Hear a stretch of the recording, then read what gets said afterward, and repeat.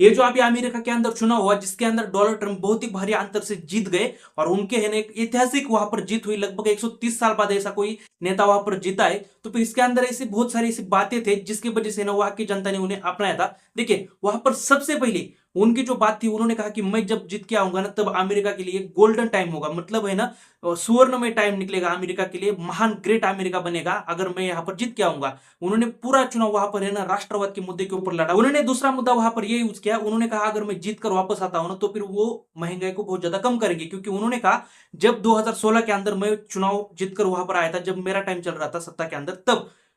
वहां पर है ना अमेरिका के अंदर तब महंगाई दर उतना नहीं था, लेकिन जैसे उनकी सत्ता चली गई तब जब जो बाइडेन वहां पर जीत कर आए तब लगभग हर खाने पीने की चीज 2 गुना दाम तक बढ़ गई। तो फिर उनका कहना था कि मैं इस महंगाई को कम करूंगा। जैसे भारत के अंदर भी महंगाई का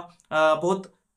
मुद्दा चलता है इलेक्शन के अंदर, सेम वहां पर भी ये चला इस बार। और इसलिए है ना उन्होंने कहा कि महंगाई को मैं कम करूंगा और इसलिए लोगों ने उनके ऊपर ज्यादा ध्यान दिया, वोट दिया। फिर उनका तीसरा मुद्दा ये था, उन्होंने कहा अगर मैं जीत कर वापस आता हूं ना तो फिर ये जो रूस और यूक्रेन का वार जो चल रहा है, ये जो युद्ध चल रहा है ना उसे मैं खत्म कर दूंगा, क्योंकि उनका मानना था इस युद्ध के अंदर है ना लड़ने के लिए पूरा पैसा लगभग ज्यादा पैसा अमेरिका से जा रहा है और ये पैसा है ना जनता के हक का था, मतलब जनता का हक का पैसा सरकार यहाँ की निकाल कर है ना इस यूक्रेन को दे रही थी हजारों करोड़ के डॉलर में, और ये पैसा युद्ध के लिए वहां पर यूज इस्तेमाल किया जा रहा था। उनका मानना था अगर ये युद्ध वहां पर खत्म हो जाता है और ये पैसा यही अमेरिका के अंदर रुक जाता है ना तो फिर इससे है ना जनता का फायदा होगा, जनता के अंदर इससे है ना इस पैसा का इस्तेमाल हो सकता है और इससे है ना महंगाई भी कम होगी। ये बात जो है ना डोनाल्ड ट्रंप की वहां की जनता को बहुत ज्यादा हिट कर गई, दिल को छू गई ये बात, और इसलिए डोनाल्ड ट्रंप के है ना ये भी एक हिस्सा था जिसके कारण है ना इनको बहुत ज्यादा वोट मिला डोनाल्ड ट्रंप को। तो फिर डोनाल्ड ट्रंप का जो चौथा मुद्दा ये था, उन्होंने कहा कि देखिए मैं जो है ना घुसपैठियों को छोड़ूंगा नहीं, जो अमेरिका के अंदर घुसपैठे बाहर से आ रहे हैं ना जिसकी वजह से बहुत ज्यादा अमेरिका के लोगों को ही नौकरी नहीं मिल रही, क्योंकि बाहर से जो लोग आ रहे हैं उनका मानना था कि जो बाहर से आकर वहां पर लोग बैठ रहे हैं उनको नौकरी मिल रही है, लेकिन अमेरिका के लोगों को जो वहां के प्रॉपर मूल नागरिक है उन्हें नौकरी नहीं मिल रही, और जो मिल रहे हैं वो भी बहुत कम सैलरी के ऊपर। तो फिर उनका मानना था ऐसे स्थिति में मैं अमेरिका के लोगों के लिए जो कुछ कर सकता हूं मैं करूंगा और बाहर के लोगों को आने से रोक दूंगा, और अमेरिका के लोगों के लिए ना फर्स्ट वहां पर नौकरी क्रिएट कर दूंगा। और उन्होंने जो कहा था कि देखिए जो अवैध जो घुसपैठे आ रहे शरणार्थी आ रहे बाहर से उनके लिए भी मैं अपने देशों की जो बॉर्डर है वो सिक्योर कर दूंगा, मतलब दीवार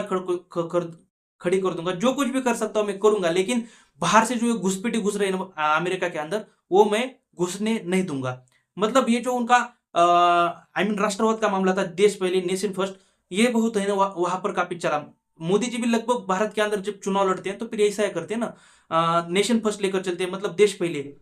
ये राष्ट्रवाद के नाम के ऊपर ही मोदी जी वहां भारत के अंदर चुनाव लड़ते हैं और वो जीत भी जाते हैं। इसके अलावा अमेरिका के लोगों को है ना डोनाल्ड ट्रंप का एक रुपया बहुत ज्यादा एक व्यवहार जो है ना उनका बहुत ज्यादा अच्छा लगता था। वो जो कुछ भी बोलते थे वो खुद से बोलते थे, वो रोक टोक बोलते थे, मतलब जो कुछ है यही और मेरा फैसला है ना अंतिम फैसला है, मतलब उनका फैसला अंतिम फैसला, और वो जो बोलते थे वो आखिरी होता था। क्योंकि देखिए आप कमला हैरिस जब भी बोलती थी या फिर जो बाइडेन जब भी बोलते थे ना वो हिचक कर बोलते थे। जैसे कि अभी चुनाव के अंदर भी है कमला हैरिस को बहुत सारे क्वेश्चन पूछे गए,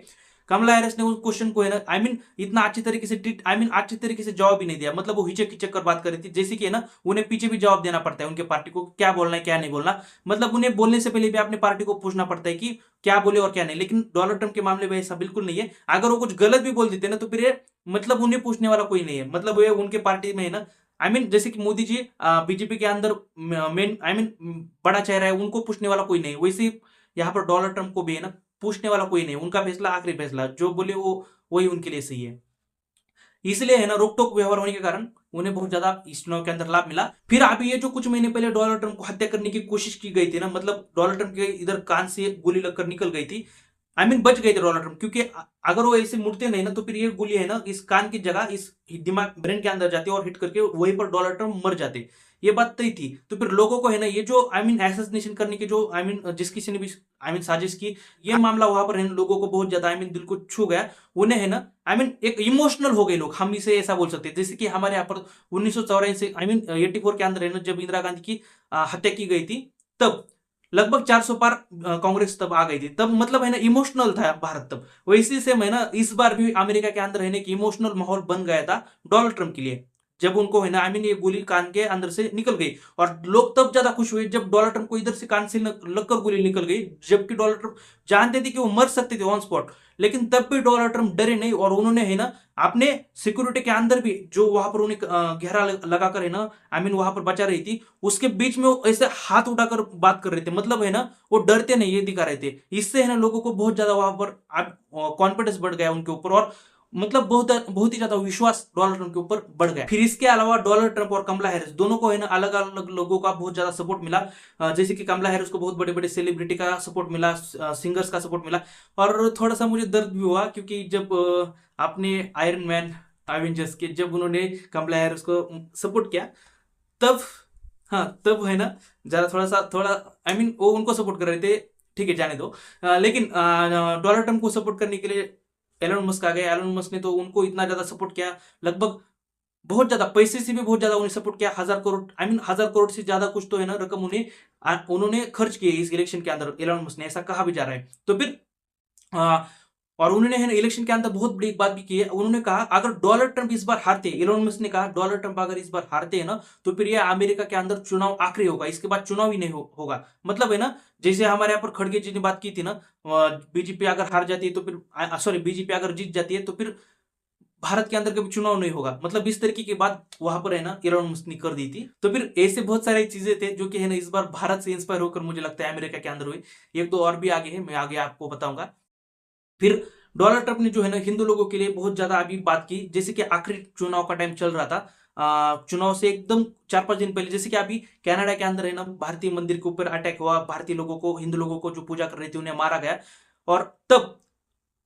आई मीन कनाडा और जो अमेरिका की तब की सरकार है जो बाइडेन की, वो कुछ उसके ऊपर आई मीन बोल नहीं रही थी। तब मोदी जी ने भी कहा कि जो हो रहा है कनाडा के अंदर वो गलत हो रहा है, और इसके लिए वहां की सरकार ने कुछ तो कुछ करना चाहिए। लेकिन जो तब है ना डोनाल्ड ट्रंप ने खुद बोला, उन्होंने कहा कि देखिए अगर मैं सत्ता के अंदर वापस आता हूं ना तो फिर हिंदू लोगों के ऊपर जो अत्याचार हो आई मीन कर रहा है, जो कोई भी उनके बारे में गलत सोच रहा है, ऐसे जो सारे जो कट्टरपंथी लोग हैं जो हिंदू लोगों को खत्म करना चाहते हैं या फिर कुछ भी करना चाहते हैं, उन सारे कट्टरपंथियों को मैं ठिकाने लगा दूंगा, ये वो भी पीएम मोदी के साथ मिलकर ऐसा करूंगा, उन्होंने ऐसी बात कही थी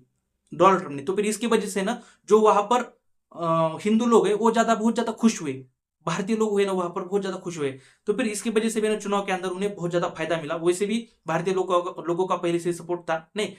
कम था, पिछले बार है ना उनको झटका लगा था भारतीय लोगों से, तो फिर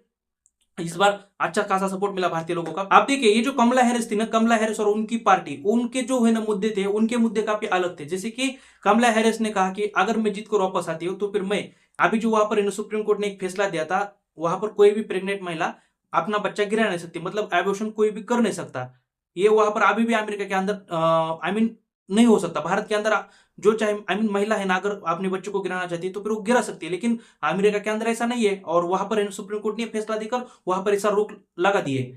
लेकिन लोगों ने कहा कि देखिए ये जो कमला हैरिस बोल रही है कि मैं अगर जीतकर सत्ता के अंदर वापस आती हूँ तो फिर मैं इस फैसले को पलट दूंगी। लोगों ने कहा अगर वो सत्ता के अंदर रहकर भी उन्होंने एक स्टेटमेंट नहीं दिया और आई मीन उन्होंने कुछ नहीं किया, वो जबकि कर सकते थे। लोगों ने कहा जब वो सत्ता के अंदर थे उन्होंने अभी सत्ता के अंदर रहते हुए भी ऐसा कोई कदम नहीं उठाया, तो फिर जीतने के बाद जीत कर आने के आई मीन जीत कर वापस आने के बाद वो थोड़ी ऐसा करेंगे, मतलब इस फैसले को पलट देंगे, ऐसा बिल्कुल नहीं होगा। तो फिर लोगों ने इनके इस मुद्दे के ऊपर बिल्कुल ध्यान नहीं दिया। उसका उनका जो दूसरा मुद्दा था, उन्होंने कहा था कि मैं रूस और ये जो रूस का और यूक्रेन का जो युद्ध चल रहा है उसके ऊपर रोक लगा दूंगी, और दूसरा जो गाजा और इसराइल का जो युद्ध चल रहा है उसके ऊपर भी रोक लगा दूंगी। लोगों ने कहा जब आपके आई मीन जब आपकी सरकार थी, जब आपकी सत्ता थी, आई मीन आपके सत्ता के टाइम, आपकी सरकार के टाइम के अंदर आपके सरकार ने इसके ऊपर रोक नहीं लगा दी। इनफैक्ट जब आप उपराष्ट्रपति थे इसके ऊपर आपका कोई भी ऐसा स्टेटमेंट नहीं आया, और आप अभी बोल रहे हैं कि अगर आप जीत कर आती हो तो फिर जीत कर आने के बाद इसके ऊपर मैं रोक लगा दूंगी। मतलब जब आपकी सत्ता थी तब आपने कुछ नहीं किया, और जब आप जीत कर वापस आएंगे तब आप करेंगे, तब आप ये युद्ध रोकेंगे। मतलब लोगों ने कंप्लीटली समझ लिया कि देखिए ये झूठ बोल रही है, और ये मुद्दा उनका दूसरा मुद्दा भी नहीं चला। फिर उन्होंने कहा कि मैं संविधान की रक्षा करूंगी, आई मीन उन्होंने कहा कि अगर मैं जीत कर वापस आती हूँ तो फिर मैं संविधान की रक्षा करूंगी। लोगों ने इसको भी है ना झूठ की तरह समझ लिया, क्योंकि देखिए अब इस सिंपल सी बात को आप समझिए ना, भारत के अंदर विपक्ष ऐसा मुद्दा उठाता है जैसे कि राहुल गांधी बोलते हैं कि मैं संविधान की रक्षा के लिए आई मीन संविधान की रक्षा करने के लिए आप मुझे वोट दो। भारत के अंदर विपक्ष ऐसा बोलता है, लेकिन कमला हैरिस तो सत्ता के अंदर थी जबकि वो उपराष्ट्रपति थी अमेरिका की, और वो बोल रही कि मैं संविधान की रक्षा करने के लिए आई मीन जो जो कुछ करना कर सकती हूँ मैं करूंगी, और बस आप मुझे जितवा कर वोट देकर जितवा दीजिए। लोगों ने इसे भी झूठ की तरह समझा, क्योंकि जो सत्ता पार्टी वहां पर कार्यरत है, खुद वो उपराष्ट्रपति है और वो बोल रही है कि मैं संविधान की रक्षा करूंगी। उन्हें ऐसा बात लोगों को लग रहा था कि उन्हें ऐसी बात नहीं करनी चाहिए, तो फिर ये तीनों उनके मामले फ्लॉप रहे। और इसलिए है ना, अभी देखिए अमेरिका के अंदर जो इलेक्शन हुई ना, उसके अंदर 3 स्टेट होते हैं, जैसे कि है ना रेड स्टेट, ब्लू स्टेट और स्विंग स्टेट। तो फिर ये जो ब्लू वाला जो है ना, ब्लू स्टेट, वहां पर है ना कमला हैरिस की पार्टी, मतलब ये उनका गढ़ है, कमला हैरिस की पार्टी वहां पर जीतेंगी मतलब जीतेंगी। रेड स्टेट मतलब है ना जो जो सॉरी ये जो आपने डोनाल्ड ट्रंप है ना, डोनाल्ड ट्रंप वहां पर जीतेंगे मतलब जीतेंगे, 100% बात वहां पर तय है, क्योंकि उनका गढ़ है, उनके पार्टी का गढ़ है, वहां पर जीतेंगे। लेकिन जो वहां पर है ना डिसाइड होता है कि चुनाव के अंदर जीतेगा कौन, ये जो है ना रुख बदलने वाली जो स्टेट है, जो राज्य है रुख बदलने वाली स्टेट, वो है स्विंग स्टेट, मतलब रुख बदलने वाले राज्य। आप देखिए पूरे राज्य के अंदर लगभग 538 सीटें, मतलब 538 सीटें, उसमें से ये जो रुख बदलने वाले राज्य है लगभग 93 सीट इस रुख बदलने वाले राज्य के अंदर है। ये 93 सीट जिसके पक्ष में जाएंगी उसकी सरकार बनेगी। वो लगभग सेम वैसा ही हुआ। देखिए लगभग है ना जो बाइडेन की जो पार्टी है, मतलब कमला हैरिस, अभी जो है ना कमला हैरिस की पार्टी को लगभग 226 सीट मिली, और वहीं पर है ना जो मतलब ये उनके उनके ब्लू स्टेट के गढ़ के अंदर है ना वो जीत गई। और वहीं पर है ना डोनाल्ड ट्रंप की पार्टी वो अपने रेड जो उनके रेड स्टेट है उनके वहां पर जीत गई, लेकिन उन्हें ज्यादा सीट है ना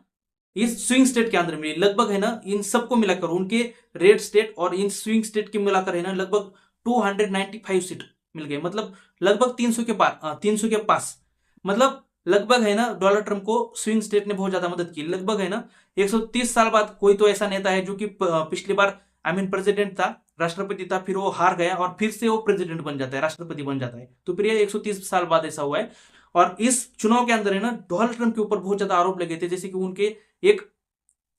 पॉर्न स्टार के साथ है ना संबंध थे। देखिए उन्होंने 2016 के अंदर इस बात को छुपाया था, पैसा देकर इस मामले को निपटा दिया था, लेकिन इस बार है ना ये बात साबित हो चुकी थी कि उनके संबंध थे। इस बात को है ना सबको एक्सेप्ट करना ही पड़ेगा, उनके संबंध थे। लेकिन